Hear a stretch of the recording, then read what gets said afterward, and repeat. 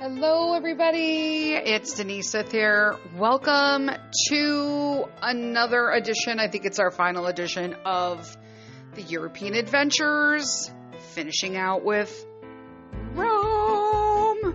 Oh my gosh. I'm officially home now, but I am all tired. But I'm ready to talk about the rest of our adventures. Let's go. Go get a bevy.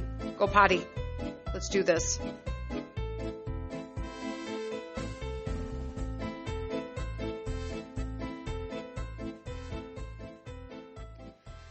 Hey everybody! Oh my gosh, how are you all?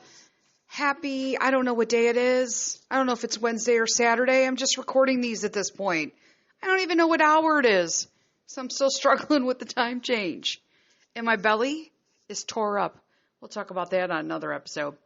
Anyway, we're going to talk about Rome. We just finished up our European family adventure. And let me tell you guys, it was, number one, an absolute blessing to go on this trip. And number two, just one of the most amazing experiences that we could ever have, let alone be able to provide Peter with this opportunity as well.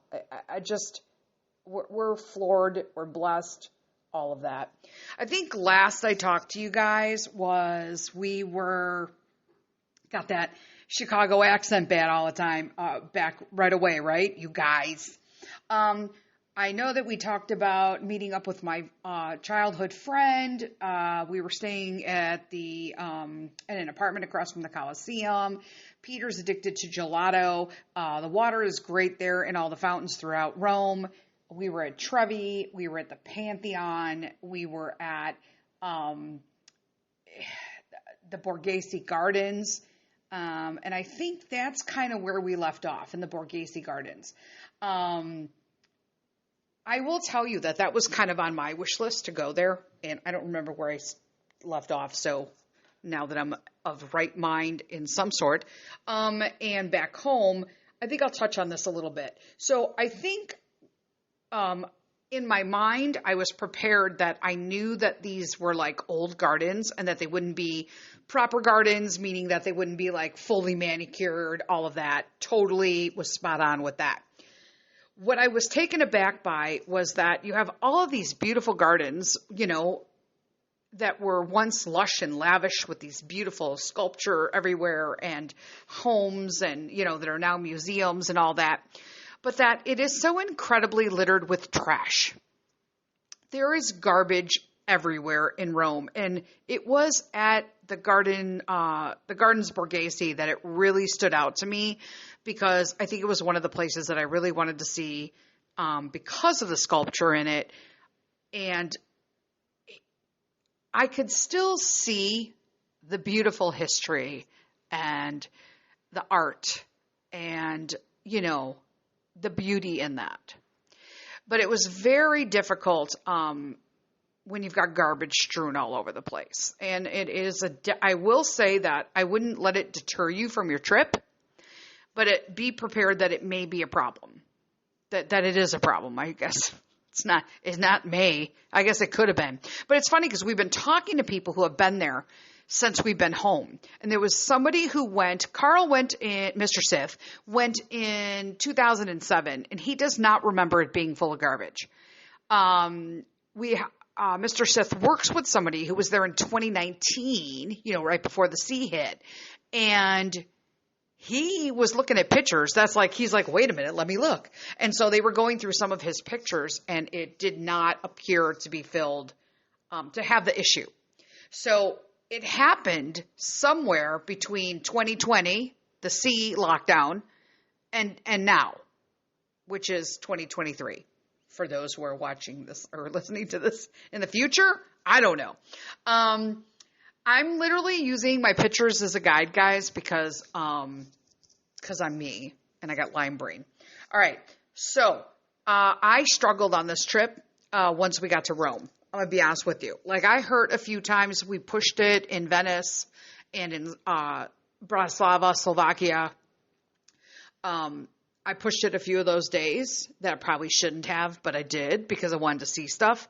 However, When I got to Rome, that's when it really hit me. And I think it was a combination of things. I think it was a combination of everything is hot. It was hot.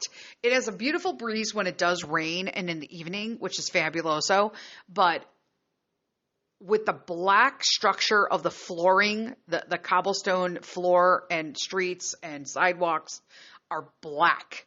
And so it just radiates the heat. And because I already have problems with my legs and my feet, I think just the sheer heat and the hotness of the actual cobblestone was a problem for me. I really thought about this for a long time, and I am chucking it up to that.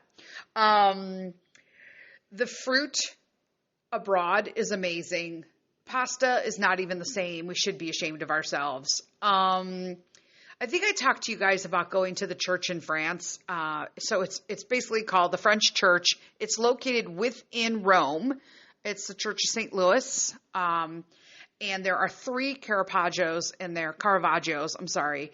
And Caravaggio is my favorite painter of all time.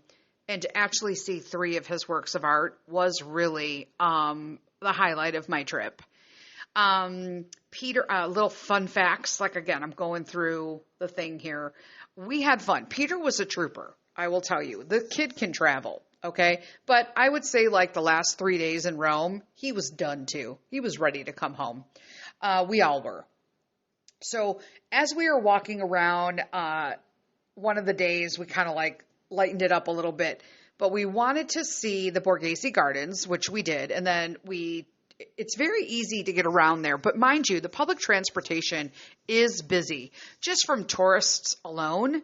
But then when you factor in everybody going to and from work and their bus rides, I know I made fun of the Venice Vaporetto boats, but let me tell you, the whole terminology of pack like sardines Rome brings a whole new level to that on buses.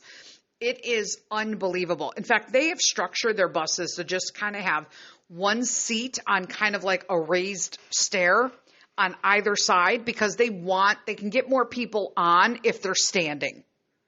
Like get that visual. It was an absolute nightmare. For me, who, number one, I have already got trouble with my legs. I'm traveling with a kid who comes up to, my boobs when I'm on the bus and everybody else's armpits he's having to smell. But, I'm going to go into a story about that in a minute. The bus story. So we wound up going to the cat sanctuary. So we were looking for it everywhere. So essentially there are feral cats everywhere in Rome. And so one of the things that that Pete loved, obviously he went to the cat cafe in Austria, in Vienna, I should say, Austria. But he wanted to do this one because there were all these feral cats located in this ruins area amongst all these big buildings. That's the cool thing about Rome, but it's interesting because I think the locals just sheerly are so used to seeing all of the history and these archaeological sites that they're literally dead to them. They just don't care because they're seeing them every day, and I get that. Having, been born and raised in Chicago, I'm aware that not everybody, like the Sears Tower is the Sears Tower. I know it's called something else now. I don't really give a crap. To me, it's always going to be the Sears Tower. And a little heads up to all of you, I may sneak in a few F-bombs here. I am talking freely because I don't have sponsors this month, so I get to say whatever the fuck I want. So we go to this cat sanctuary, and the ruins are absolutely gorgeous, but they are the actual ruins where Julius Caesar was stabbed. Yeah. So here's me. Awesome. He got stabbed and now fucking cats live there. Yay. I don't do cats. They really bother my nose and I don't want to say like I'm allergic to them, but I have a sensitivity to them that was the last thing I needed being my current medical situation. I didn't need to be like in a hole with some cats. So Carl and Peter went down. It was kind of like you walked down into this portion of the ruins. They're all kind of sectioned off, and you into like a hole. So it's kind of like you're looking down into a football-sized hole of ruins. And then there's stairs in one corner that you can walk down, and the cats kind of, to be cool, hang out in this grotto portion that you can crawl into. And I'm like, I'm not going down there. So Mr. Sith went down there with Peter, which was awesome. Except this is why you have to be on the alert when you're traveling in Europe. Now, I will tell you that in Europe, I don't know if it's different there. I didn't really take the time to research it. I just know that in America, I am a mama bear. There are guidelines with my kid. There should be guidelines with all children. Okay. You don't talk to strangers. You don't give them information. You don't, people, just anybody. You don't give people information. There are no secrets. We go through all of that here. Okay. To bring up a deep subject, but it's true. There's trafficking that exists on a very heavy level, kidnapping, all of that goofy shit, right? So you want to be on the alert when you're traveling abroad for sure. It's not like no kids have ever gone missing while on vacation abroad. We have major incidences of historical cases that's happened in, right? So I'm always on the alert. Mr. Sith, not so much. Okay. He's kind of like in his own world. I think that might have changed after this trip because we had a couple situations. And he actually saw himself because I was filming. So I was filming them below me. Right. And there were all this wisteria on the wall and cats just hanging out, waiting for people to go into this little grotto. It's like they were almost like, hey, pet us while you go in and see the rest of us. And so Peter was sitting on this little bench waiting to go in. Mr. Sith was standing. There was hardly any people there, which was the confusing part for me. A woman who I did know worked there, okay, that she was a volunteer at this organization with the cats, okay, that was helping people in and out of the grotto area. Obviously, not everybody could go under there. It was a very small area, so only a few people were going in at a time. And obviously, keeping together families. So she reached back, and before I knew the whole situation kind of clicked in, I just went into mode. I can sort out details later, right? You don't want to evaluate a situation when there's an emergent situation happening, right? You're going to lose precious time. So Mr. Sith was standing, Peter was sitting on a bench, and the woman, volunteer, reached out from the grotto area, okay, which I can't see. I can only see them and the bench and the wisteria and all the cats walking around. And reached for his hand and was pulling him. And I'm like, and I immediately am like, okay, is Mr. Sith going to react? And he didn't even look at it, which, be honest with you, pissed shit off on me. Oh, I was really mad. And so I immediately at that point, stop filming because I'm screaming over the end, no touch, let go, no touch my kid. Don't touch my kid. And so she looks up and she's like, I don't know, aggravated. And I'm thinking, fuck you, bitch. Sorry I inconvenienced you while you were trying to abduct my fucking child. But I was like, don't fucking touch. And she's like, and she seemed confused, and I don't think she spoke really good English. And there was another lady who was there volunteering sort of over to a part that people weren't allowed in. And I could see her, and she could see down across what was happening, but she was maybe about 6-7 feet away from it. And she goes, she's bringing him in to his family. I said, I'm his family, and his dad is right there. And that's when I yelled, Carl, who then woke up to the situation and was like, yeah. And I'm like, are you fucking kidding me right now? I'm like, keep your fucking eyes on our kid. He just got pulled into some situation. Now, I will say, my kid, I trained him well because he pulled back on his wrist and would not go with her. And I'm like, that's my boy. That's my boy. Proud of you. Let's go have some fucking gelato. Needless to say, they wound up waiting their turn to go in, and the lady who had witnessed the situation had looked up at me and said, I think she thought, I don't care. I said, I appreciate that. But what I'm saying is that his father is right there. No one even asked him. No, let's put aside the fact that Mr. Sith was completely fucktarded out and didn't even be aware of the fucking situation until he could have already been abducted. Okay, let's be honest. But the fact that she didn't even fucking ask him if he was with him or my husband was a little fucking alarming. I thought that could have been avoided the whole situation. Hi, is that your son? That's all. Boom. You don't think that all the fucking adults that just walked into the grotto would have been like, hey, where's our kid? I don't know. To me, it was a common sense situation. But I have zero fucking regrets or fucks that I yelled over at some strange Italian lady to let the fuck go of my kid. There's that. So, and everybody was looking too, because I was yelling, and I was like, I will jump off this fucking ledge and down in here. What do I got to do? And then as soon as I save my kid, I am going to beat the shit out of Mr. Sith. I kid you not. Like, that was like, whatever. Because I don't care how bad I'm hurting. I will jump into a fucking ruin and beat the shit out of some lady to get my kid back. Boom. So we did the cat thing. Yay. And then I was just taking pictures locally and looking down and reading more about the ruins and whatnot. Then it was time for lunch. So we've been eating a bigger lunch because we cannot fucking stay up past 8 o'clock for dinner. I'm going to be honest with you. They eat dinner between like 7 and midnight. That's some crazy shit, okay? My belly cannot deal with that crap, like at all.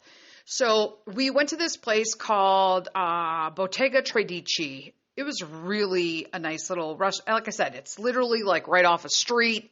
They're really small, but it's awesome. It's just having everything so different. I do enjoy the non-rush of eating in Italy, very much so. I'm not going to lie. Because Peter and I were actually having breakfast this morning back here in the States at our favorite breakfast place. And she came with the fucking bill in her hand before we had even finished our food. And she asked us if we wanted. She didn't ask me if I wanted more coffee. She didn't ask if we wanted a damn dessert. I don't even care that it's breakfast. She was just ready to ring us the fuck out and get us out of there. Okay?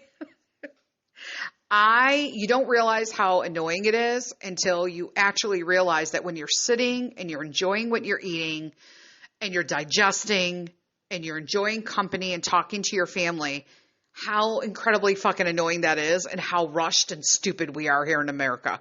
I'm just saying. I said it. I said the S word. I don't give a shit either. We eat too fast here, and that is why we're fat. We put too much emphasis on literally swallowing our food and inhaling it and getting the fuck out of there as fast as we can to do what? So we could lay around our house, watch movies, play video games, and do stupid shit. I'm just saying. There's that. So we went to this place called Bottega Tradici. Shocker again, Peter ordered the damn pork belly with like radish salad, and it was like a pea crema, like a pea crema with fresh peas on it, and he sucked that up. He just loved it. I ordered the octopus, because hello, and Mr. Sith ordered the risotto with mint and pesto, like stuff on it, like little dots of on top of the pesto. Is very like, kind of foo-foo.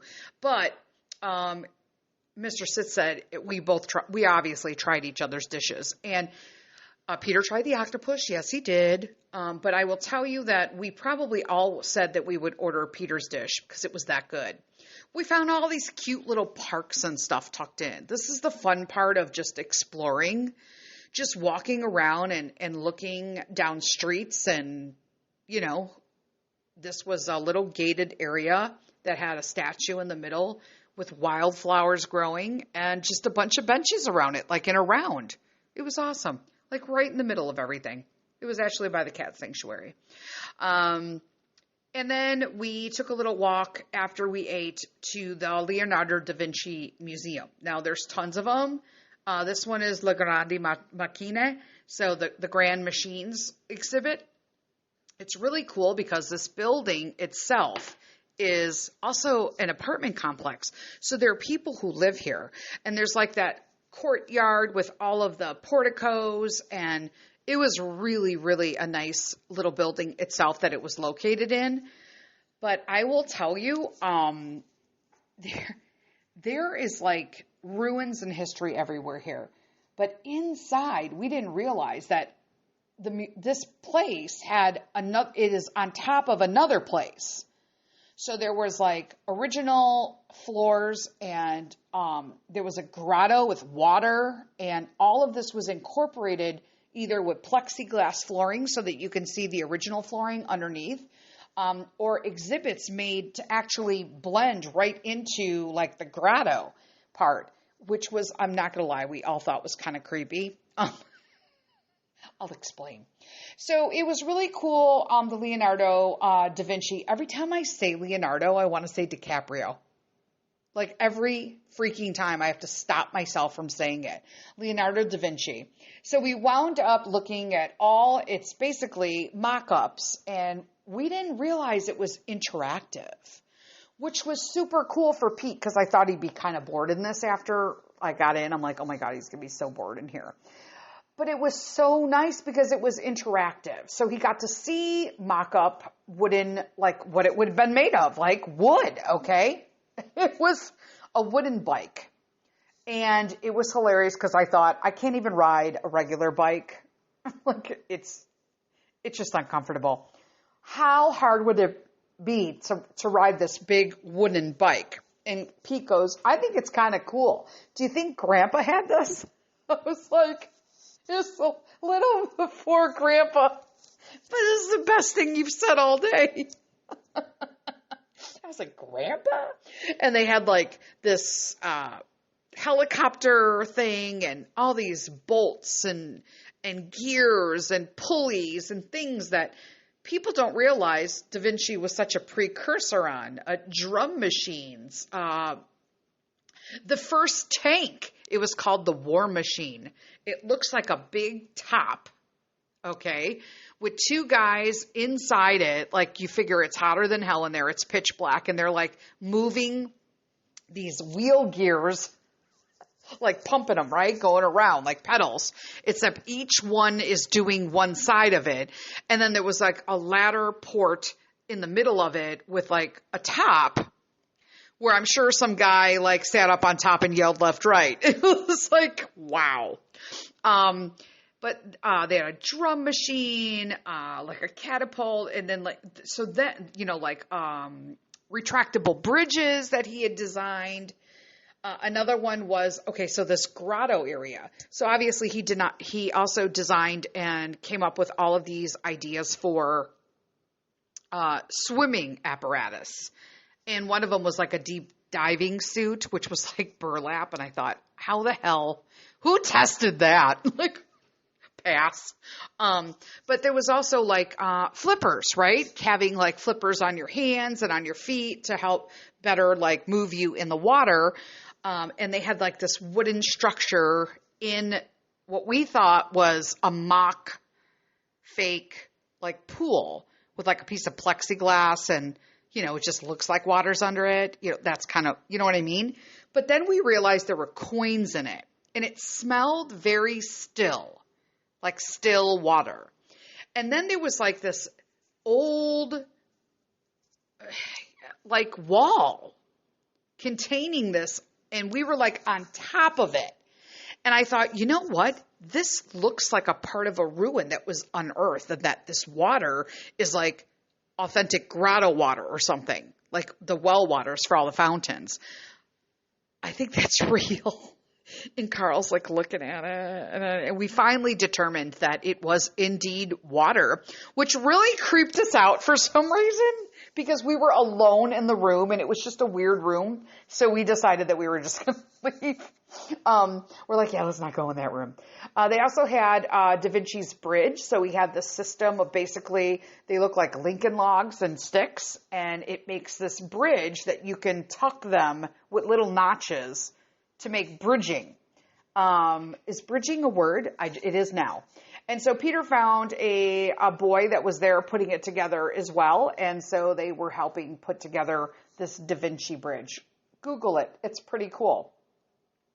Mr. Sith went back to the Pantheon the following day because we were not going to wait 3.5 hours to get into the Pantheon, but we knew the following morning it was going to rain.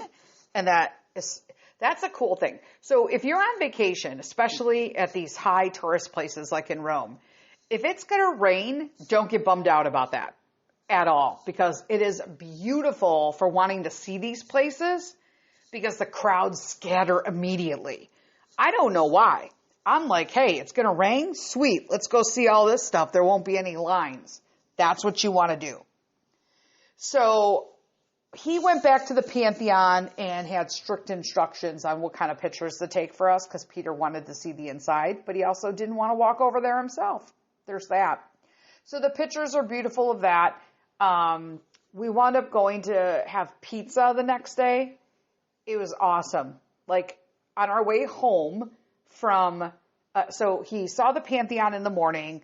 We went ahead and saw the cat thing. We went to Leonardo's, and then on the way home, we wanted to catch the metro. Again, we were in a very popular place by Del Coliseo, which is the Coliseum district. And so it's a heavy bus, okay? And they pack in like sardines, okay? Here's the next story. So we stop at this place called Appetito, and they were a Roman pizza place with like supli and arancini. Their pizza is fantastic there. It's hard to explain because it's not like our pizza at all. They really concentrate. It's a very thin crust, but it's like held together, but it's also soft. It's hard to explain. It's crispy around the edges, and it does hold up when you hold it, but the ingredients on top are so fresh, and the combinations they come up with are just amazing. They're just wonderful. So I appreciated that I could eat all this, so I ate it at every opportunity that I could. We also love lemon soda. I think I've mentioned that before. So lemon soda is super popular there, and I found it extremely just refreshing. Like when you were thirsty, if you ordered water but a lemon soda, I just found it to be really, really refreshing. So we get our pizzas, and they put everything in a box, right? So if you order 3 slices of pizza, which we did, okay, they're long, okay? They're like 12 by 6 inches, these strips, because they just cut them off these long pizzas that they make. So we had the 3 pieces, and we know we got to get on this bus. And Mr. Sif, it's real busy, of course, right? And it's standing room only. And he goes, if I can't get on with the box, I'll just walk. Because it's like a 12-minute walk, right? And he's got a bigger gate, and he doesn't care, okay? And I'm like, you can get on the bus. Like, you want me to carry the box? I'll carry the box. Like, I don't really care. I'll get on this bus. And so I should have known that when he said, if I can't get on this bus, that in Mr. Sith's language, that meant I'm not getting on this bus. Like, honest to God. So Peter and I, again, my concern is I, number one, have to get up on the bus with an issue, with nothing to hold on to. And I also have to make sure they don't close the fucking doors before I get on, because Peter's on. You know what I'm saying? So we get up on the bus, and I turn around, and and of course we're like jammed in, and poor Peter's like, his head's like in my boobs. And he goes, "Where's Daddy?" And I look out the window as we're driving away, and he's hauling ass with the pizza, just walking. And here's me. Well, apparently Daddy couldn't get on the bus, so he's walking. And Peter goes, "Well, you know what? That pisses me off." I'm like, you know what? It pisses me off too.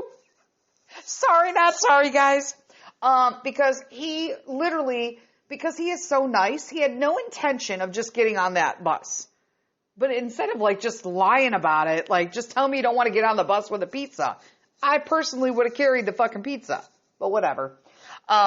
Needless to say, we get to the Coliseum. We only waited like 3, I don't know. Like I said, our stop was literally right in front of the Coliseum, and our apartment was right there. We felt very safe in our apartment again because we had a garrison of Italian military in the bottom office of our building, so it wasn't a big deal. Everything's like a little courtyard. You walk into 2 big, huge double doors, like wooden double doors, and then there's a gate when you get inside, a metal gate that you got to buzz into, and then to get up into the apartment portions, there's also a huge double gate that has like a glass or a plexiglass on it, but you need to get buzzed into that as well or have a key to open it. And then the elevator up to, thank the Lord, elevators to get up to the apartments. Because we were on the 5th floor up on top. So we get off. So I'm telling Peter, this is going to be a long one because I want to make sure I tell all the stories. So I am jammed up with Peter. I'm trying to hold on. And there is a man who's in crutches. Now, their crutches are like, for lack of a better term, I don't mean this to be like, rude or anything, but they look like the old polio crutches. Okay, like the hand guard ones. Okay, so they have those kind of crutches there. So he's an elderly gentleman, okay, maybe like in his 70s, and he's putting them on, and I see he's getting off like the stop before we get off, a couple stops before we get off. And he starts telling us because he knows we're American, he starts telling us in broken English that it's for bambino, and he's like, pointing to his chair. I get up, bambino, sit. And I said, absolutely.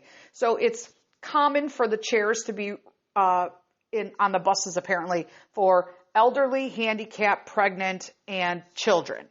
That's like the deal there. Now, I will tell you, yes, I am handicapped. Yes, I have a handicap placard for my car. But because I have autoimmune disease, nobody sees it. So I am not considered fucking handicapped anywhere. It really pisses me off. I'm going to tell you that right now.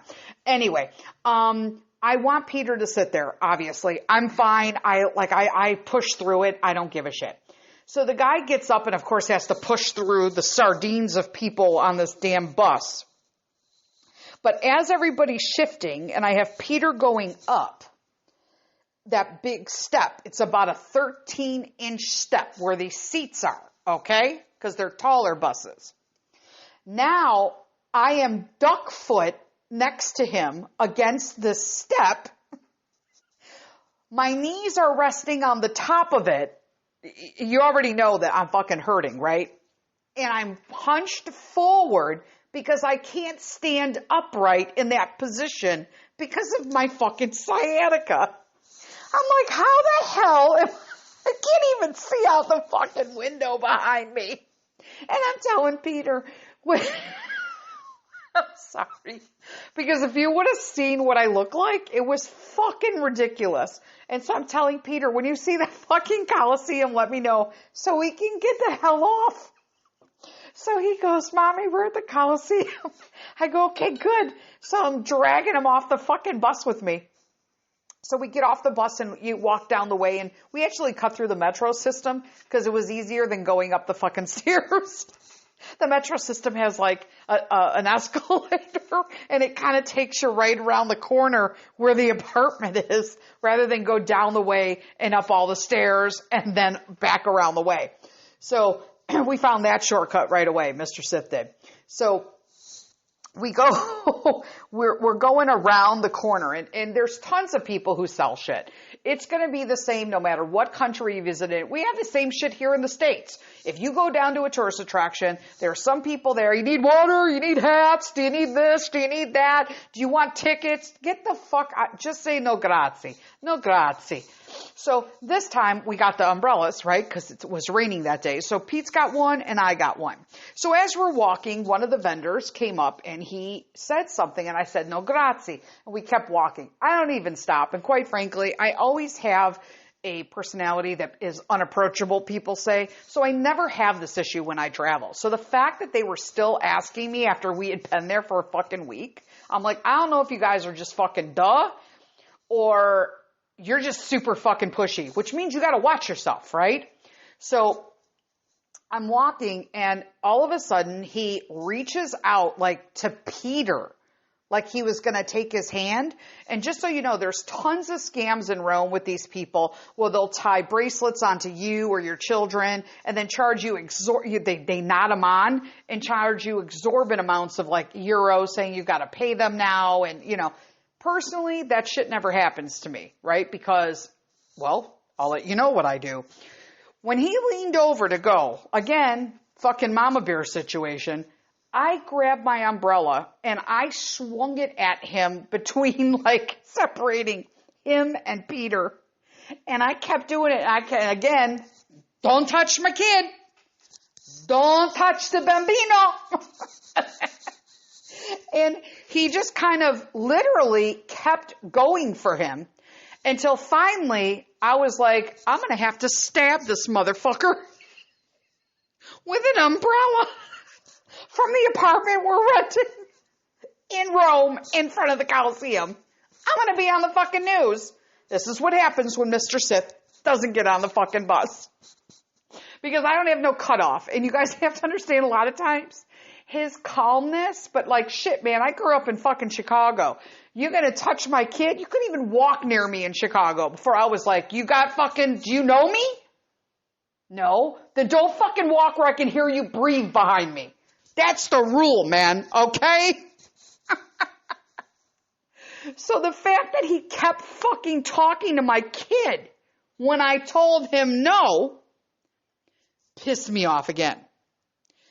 So I took my umbrella and I fucking raised it all the way over my head. And then one of the police officers blew his whistle and the guy like took off. Like he wasn't blowing his whistle at me. And so then what I call the team lead, there's always like a team lead of the guys who are out hustling all the wares. He came up to me and was like, I'm so sorry. I said, okay, no touch the bambinos or no. That's like fucking no, okay? So as we were walking back to the apartment, because it happened like literally, I don't know, 25 feet from our apartment, the Italian military guys there, they're just looking at me and smiling. They both gave me the head thing. I said, hey, touch the bambino. I said, no. Mama, no. And they were like, uh-huh. And so we waited like maybe 2-3 minutes. And then Mr. Sith showed up with the pizza. I'm like, okay then. So there was that. The next day, so here was the thing with the Colosseum and tickets to go places. We had every intention of going inside the Colosseum and getting the full tour of the basement underground part, all the way around it, and getting the extra tickets to walk through Palatine and stuff. In all honesty, we didn't need to walk through Palatine Hill or any of that because it was easily viewable from the parks and the walkways around it. So if you need to know that, there you go. So depending on where you're staying, if you simply take a walk through some of the streets, you are able to see it and photograph it from the actual public parkway. You could go in it and be on top of it, Palatine Hill and all that. But, if you want to, then, get that with your Coliseum ticket. I will warn you, though, that you cannot, it's very, very hard to get tickets into the Coliseum and into for instance, the Vatican, okay? So there's a lot of theories behind this. It used to be easy to just get them through the tour groups because the tour groups would buy them up and then sell them to you in a package. And they aren't that overinflated that it's an issue. Plus they had deals with the Coliseum or the chapel or whatnot to take you through on tour groups. And you could still do that, but you have to get them ahead of time, like 30 to 60 days ahead of time now. We did not do that because we had read everything on TripAdvisor that you can get them when you're there and then pick your select, tour that you want to go on. So we could not get Coliseum tickets. Now, if we had probably gotten the Coliseum tour tickets while we were in Vienna, it could have been a possibility. There's a lot chucked up to that. As usual, depending on who you talk to, they always bring up the mafia. I'm just saying. I'm not Italian. I'm just saying that's what the locals are saying. Okay? The mafia makes that difficult. Look, whatever. So as we were walking around, we took some amazing pictures of the Colosseum.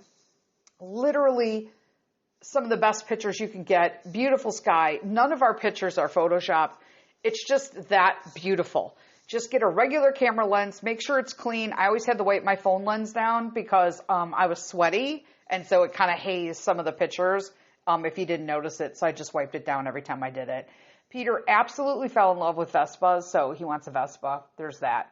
We ate pizza again for lunch that morning at a pizza place that was recommended with some soda. It was fabulous. When we were outside that area walking to a gelato place that we had heard of, it was a local gelato place.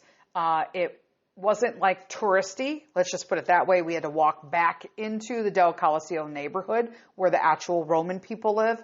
And I'm telling you, that helps too. Walk off of the tourist ways. You'll find better restaurants and you'll definitely have better interactions with people. It was also cleaner there. I'm going to be honest there with that as well, with the garbage situation. The neighborhood's cleaned up better than the actual places themselves. So there was another little ruins area. And I was like, what is this ruins area? It was like right outside the Colosseum, but on the other side from where we were staying.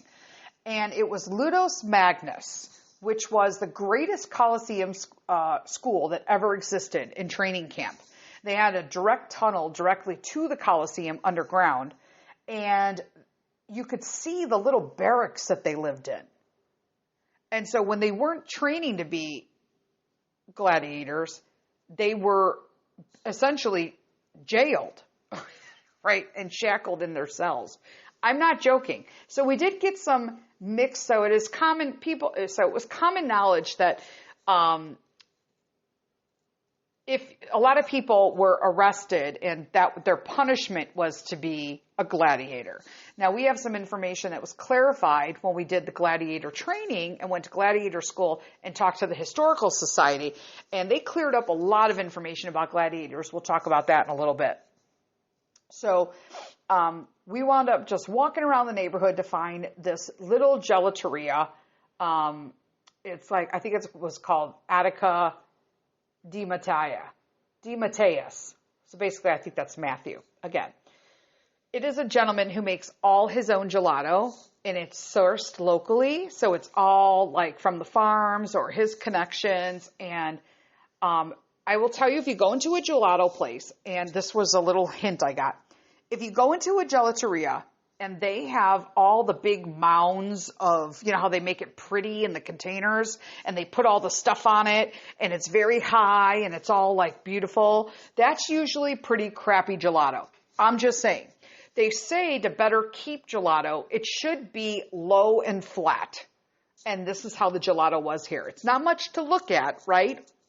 It's not real pretty to look at, but it is hands down the best gelato we had in Europe. It was amazing. When he's out, he's out. There's no, I'm going to go in the back and get another container, or, you know, nope. When they were out, they were out. So it was amazing. We absolutely loved it. We recommend that if you're there, you go. Again, it's time to eat. We ate early, to be honest with you. Again, they don't eat till like after 7 o'clock, and sometimes some of the places don't open till 7, 8 o'clock. So we wound up finding a place called El Gladiatore. It was obviously on the other side of the Colosseum. It had been there since 1903. What a cute place. I'm going to be super honest with you.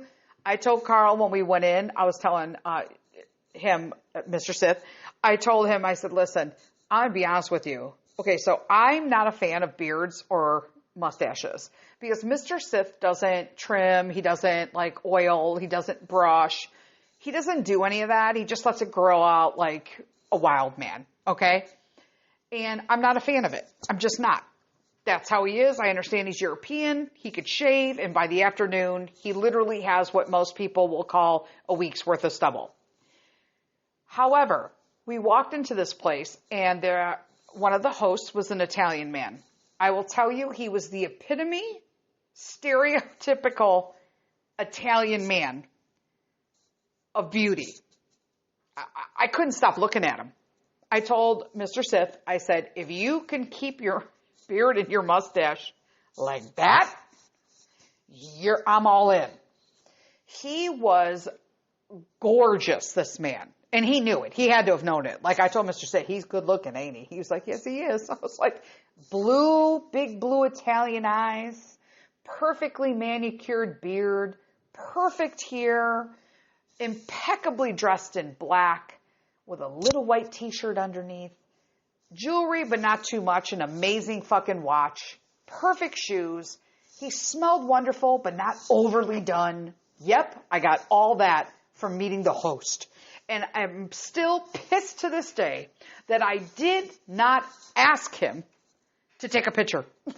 I was like, son of a bitch. He totally would have. I know he would have. But, we had a good time there. We just had like a little appetizer. We really were not hungry at all at that point. And our lemon sodas, we're just big into the lemon soda. We knew we had one more day after that. So we literally just stopped at a local grocery, like supermarket, and got some things for the morning and all that. Because the next day, our Friday, was the day that I was going to recoup because there's no way I can go on a plane that long, guys, and be in the condition I was in. So I actually spent it drinking coffee on our terrace and doing laundry and packing the apartment while the boys went down and did gladiator school, which is amazing because there was only one other dad and son who was doing this class. But they get a little tour through the museum because they're basically the Antique Historical Society. And they put on these things, and they really said that most of the stories that you hear about gladiators are about Roman soldiers, which makes sense, right? The difference of what kind of gladiator helmets were, like the more skilled you were, the smaller your helmet became so that you had more flexibility and visibility. Whereas there were some pretty damn heavy ones with like cages around their face that Mr. Sith tried on for those that were new. They also clarified that actually there was only a small percentage of people who were gladiators that were criminals. So people who were arrested and forced to basically participate in the blood sport because it was. He did also clarify that gladiators only fought other gladiators. I know a lot of times you hear about the animals that are locked up underneath the Colosseum and that they fought animals, and that isn't true. Gladiators with that name fought other gladiators, and they didn't always fight to the death. It was a blood sport, and it was cruel, but there were a very rare instance of fights between gladiators that ended in death. I mean, I don't know. Is that consoling in some way? In some way. But the fights that happened between a man and an animal, those were different people. They were called hunters. As crazy as that sounds.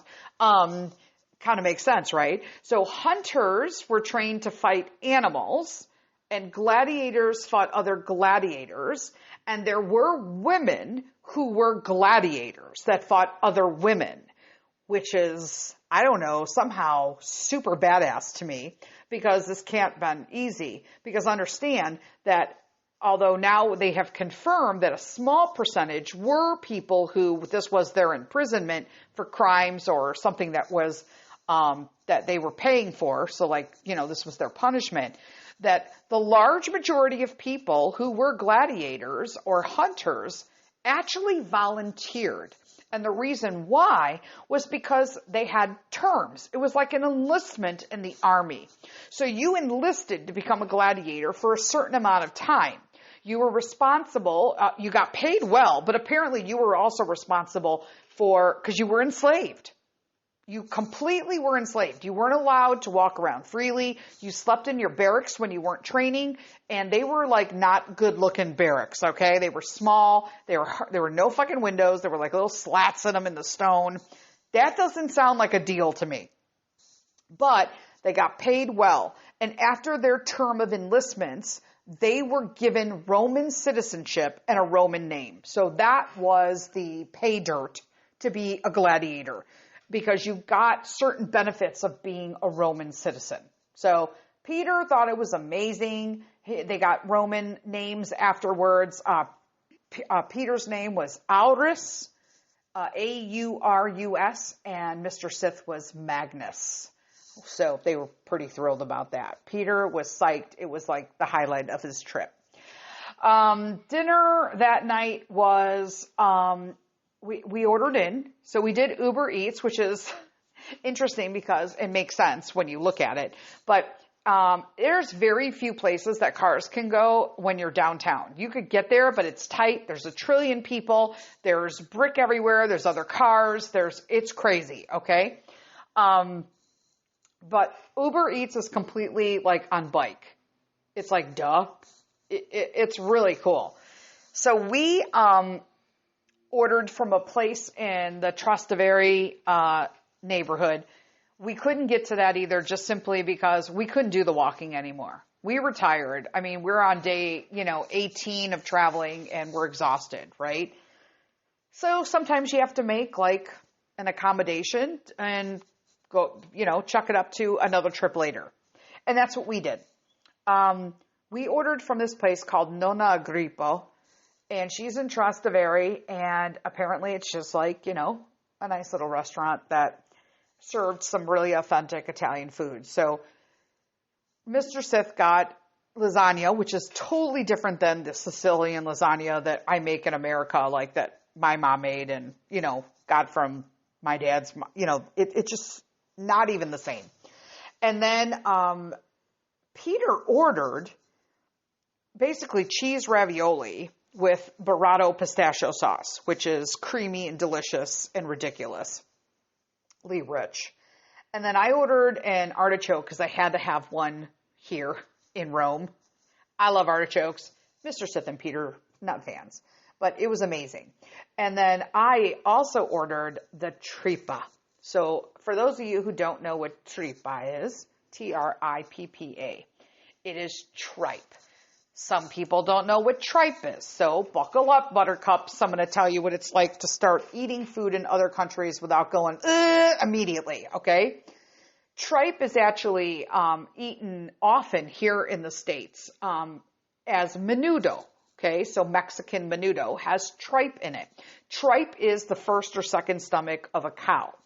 It needs to really be washed, cleaned, and prepared in a way to make it edible, but it could be delicious once it's made. A good menudo here is amazeballs, okay? But I wanted to try it in Italy because I had heard that the way they cook it down with like tomato and all this stuff, that it just melts in your mouth. Oh my gosh, were they right. This, first off, it's the cleanest tripe you wouldn't know. It didn't have an aftertaste. It didn't have a funny taste.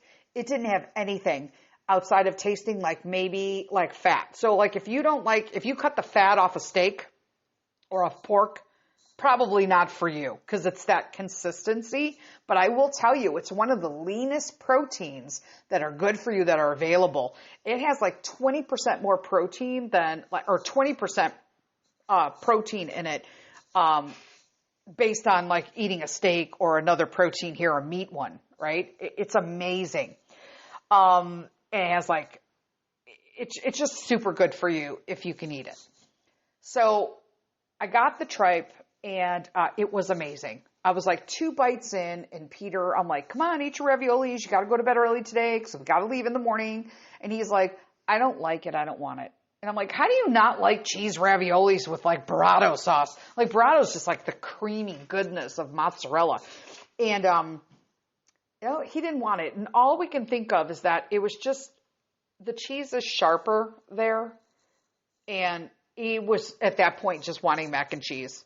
He was done. And I can appreciate that. And I said, and he goes, I want yours.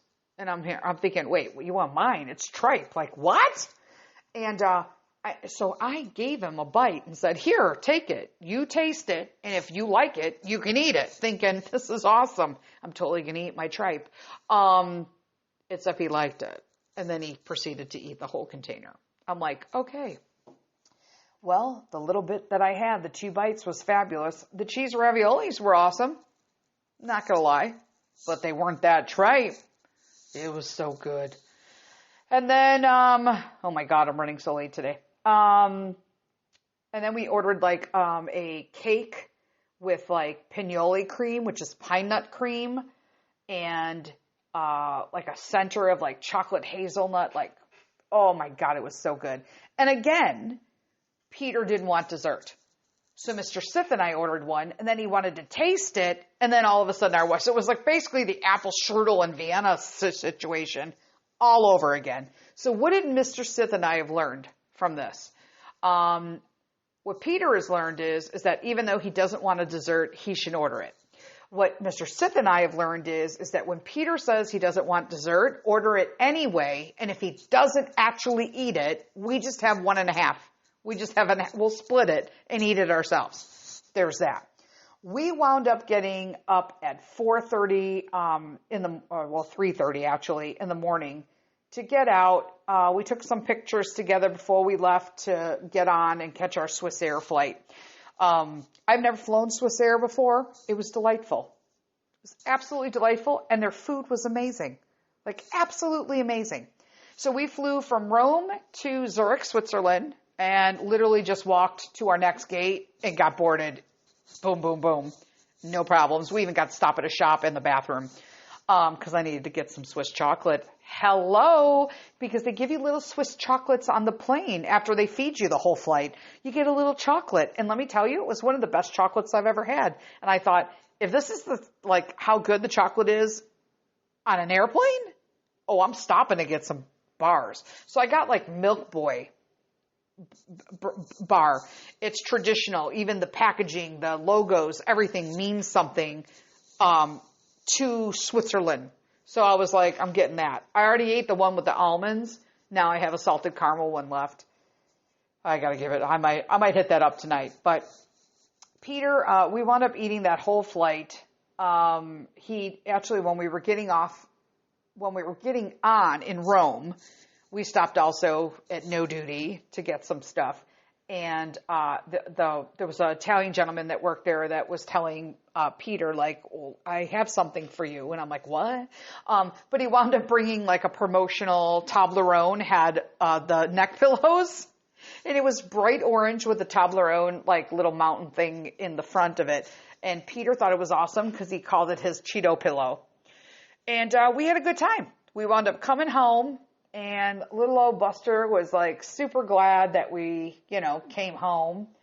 And, oh God, I can't even, we'll talk more about that on another episode, just coming home and doing the recovery. But we had an amazing experience, and I'm so glad and thankful for all of you that came along on the journey with us. We couldn't do some of the stuff on YouTube the way we wanted to because we just didn't have the Wi-Fi stuff and the internet capability to do that. But, you live and you learn. We had fun either way. We were able to share on Facebook instead and do some reels. And Peter did some of his eating, and we did get those because they were short onto YouTube. But there's that. Would I do it again? Absolutely. Would I change up some things? Oh, you betcha. My favorite part of the trip? Venice. Venice was my favorite part of the trip. Absolutely, hands down. That and getting to meet Mr. Sith's family and them hosting us in Bratislava, Slovakia. It was amazing. They live in Tomasov, so we were there in the village Tomasov. But what an amazing experience it was. And we're already planning next year's. We're staying in the States next year, though. But we do have a big one coming up for the one after that. Thanks, everybody, for sticking up with me this time. You are just awesome for hanging out with us all and going on this trip with us. And next episode, we're back to, I don't know, I may be talking about some stuff. Like I said, I'm free all this month. So until next time, lead with kindness.